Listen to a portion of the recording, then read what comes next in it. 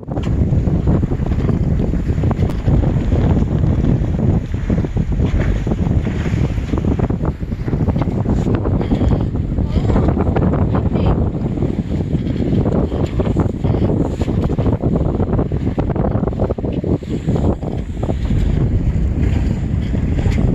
we're about to pass them.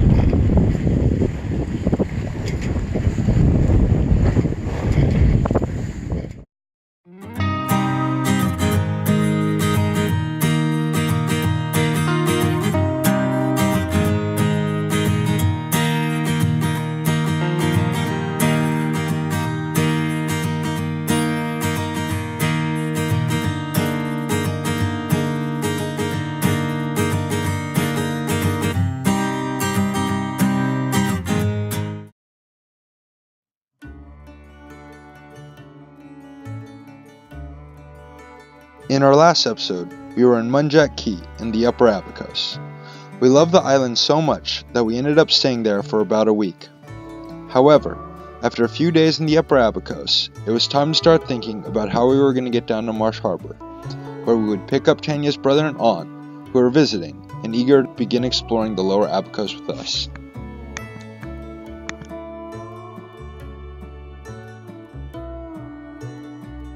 Our route from Munjak to Marsh Harbor would take us through Whale Cay Passage, a short hop around the outside of Whale Cay into the Atlantic before cutting back onto the Bahamian bank 2 miles later. Like all things sailing, Whale Cay Passage requires good planning and a suitable weather window in order to make it through safely. We ended up prolonging our stay at Manjak while we waited for a good weather window to present itself to take on Whale Cay Passage.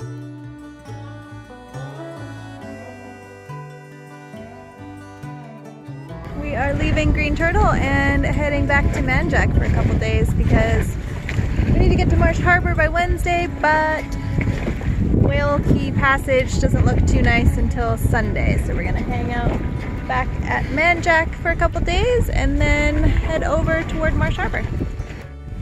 You guys, we're actually sailing past someone slowly, but we're gaining on him. On the day we set out to do Whale Cay Passage, we took a quick detour to No Name Key, just south of Green Turtle, where Tanya tried desperately to get some pigs to eat her cabbage. Piggies don't like my cabbage. Hi, how you doing? Pretty cute though.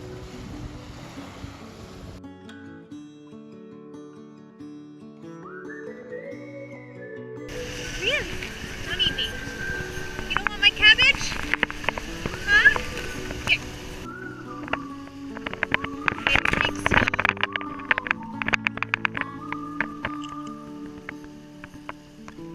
Can I pet you? Look how cute he is and so ugly. Are you gonna eat my cabbage? I like cabbage. Why don't you like cabbage? Hi. Good job.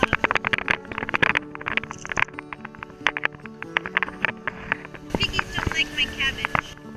This one has like no hair. Want some cabbage? Oh, I bet you guys taste so good.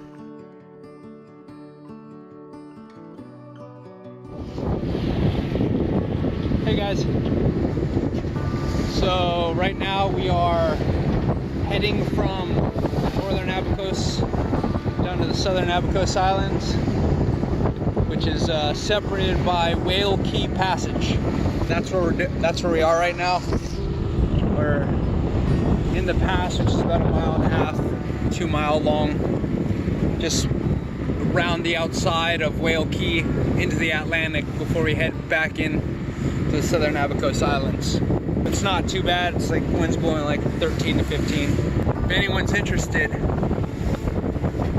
when you got to do the Whale Cay Passage, anything with a northern component is a no-go. It's not even about wind, actually. It's if there's any storms up north, up in the U.S., sending swell down here. This whole passage is what the locals call in a rage. Thankfully today, the whale is not in a rage. We have some mild 3-foot swell. Not bad at all. Of course, we had to wait a few days to, to do this. The wind has been blowing northeast at about 15-20 knots for the past 2 or 3 days. It's been kind of gross.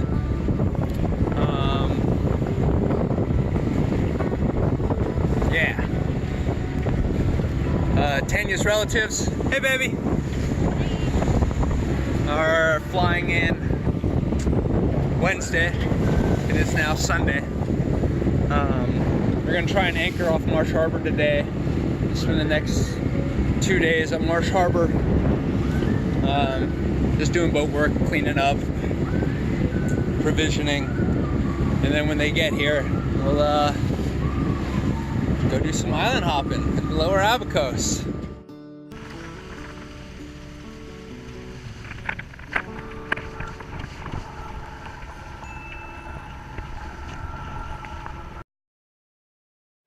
Okay, we are in Marsh Harbor and it is a Sunday and no one is anywhere. Everything is closed. There's like no people.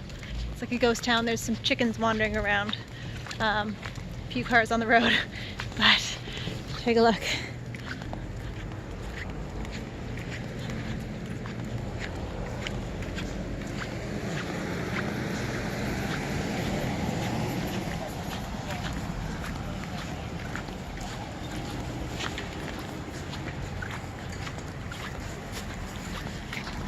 Guess we'll see you tomorrow if things pick up a little.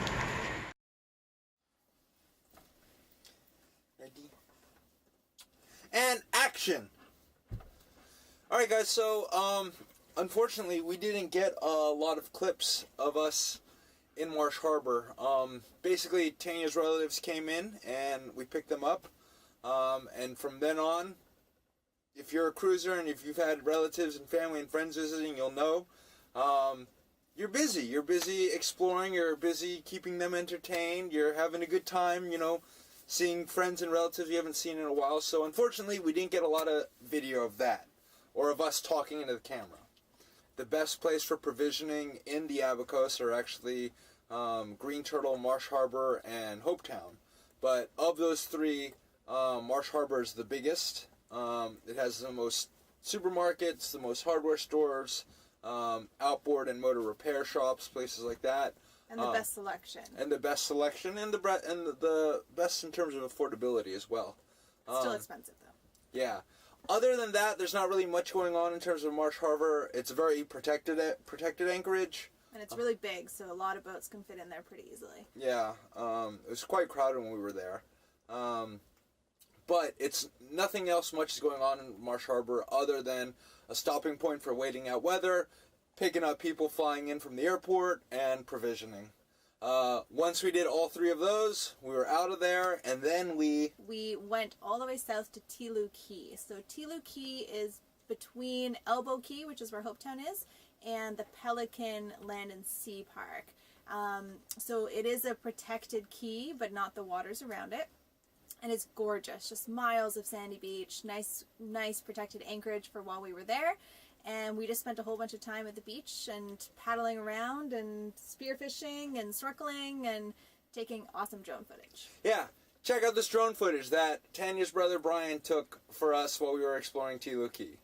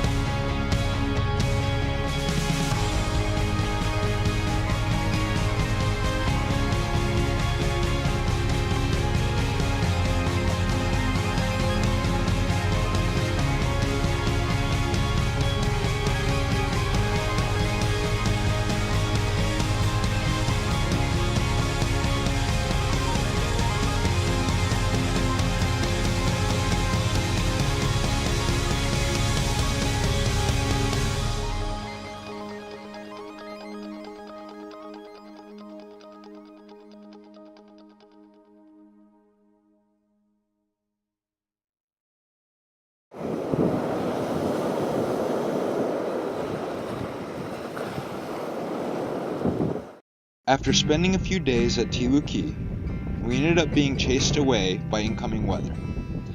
We headed north up to Hopetown on Elbow Key, where we tied up to a marina and braced for the wind.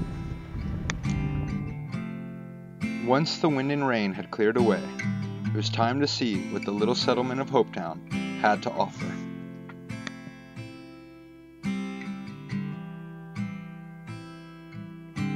We did some island exploring via golf cart, where we got to go move at a whopping 10 miles per hour. Whopping 10 miles an hour. Kicking it high here.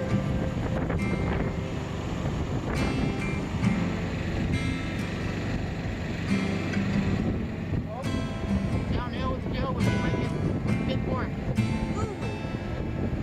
Victoria, BC. Canmore, Alberta. I don't see any Canadians.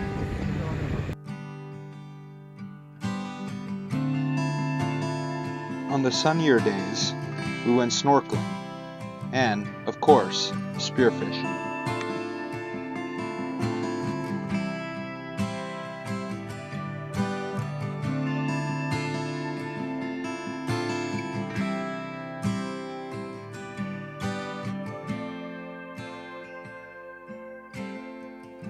Still kicking.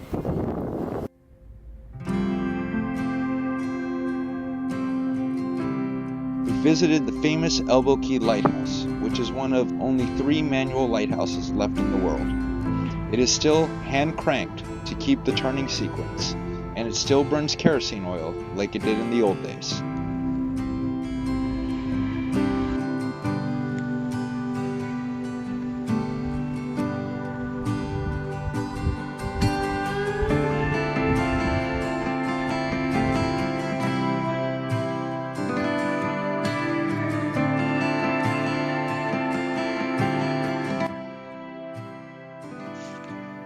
On one of the last nights we were at Elbow Key, we were treated to a beautiful, clear night and a lunar eclipse.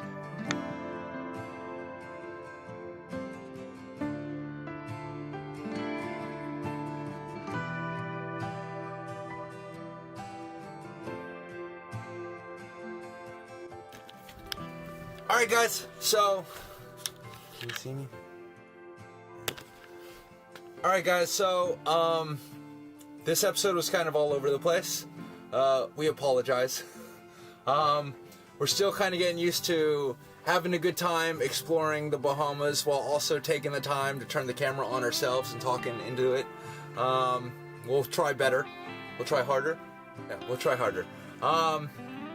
But stay tuned. The next episode, which I'm posting right now along with this episode, it's literally 8 minutes of me spitting into a conch as I try to learn how to play the conch shell horn.